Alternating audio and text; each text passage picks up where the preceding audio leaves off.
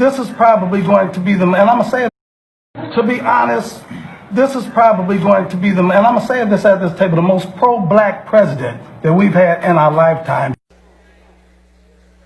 So had that asked me, I would have said, you know, before you praise this president for being pro-black, before you praise this president for caring about ethnic communities and marginalized populations, do your homework. Well, some of y'all didn't do your homework. They didn't do their homework. So let me tell you just a little bit of research, not just him personally, but also some of his policies. Perhaps before they went and sat at this table, they should have done their homework. Because if they had done their homework, they would have known that President Trump has ramped up mass incarceration by instructing Attorney General Jeff Sessions to revitalize the war on drugs. They would have known that of the 87 picks for federal judges, 85 have been white and just one has been black and one has been Hispanic. They would have known that President Trump supported the Department of Justice engaging in unlawful voter purges, making it difficult for blacks to go and vote. They would have known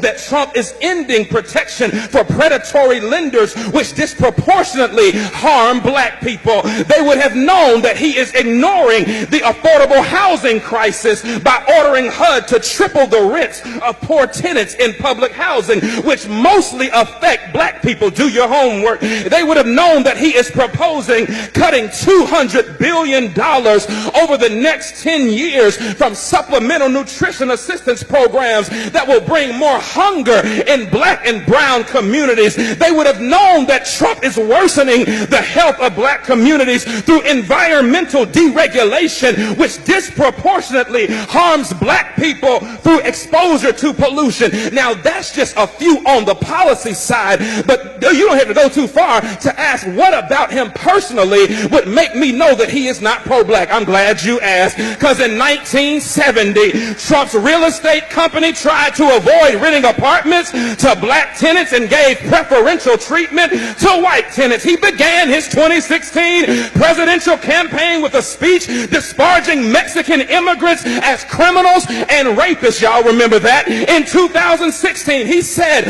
of people of color, you are living in poverty, your schools are no good, you have no jobs. Hold on, I'm a product of a HBCU, and I'm a product of black school systems and black teachers. Don't you ever tell me that my black schools are...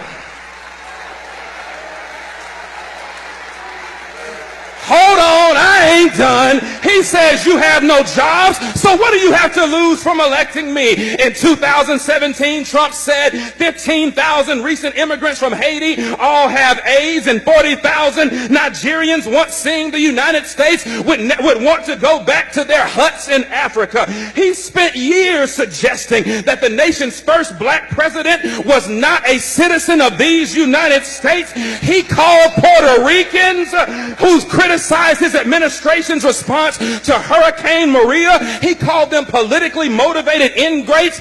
Hold on, but he called those who marched beside white supremacists in Charlottesville, Virginia, he called them very fine people. He hired Steve Bannon, a white nationalist, as his chief strategist. He called Haiti and other African nations S-hole countries, and he's taking credit for an economy that has not been built on his administration, but was built on the backs of 8 years of hard work under the Obama administration.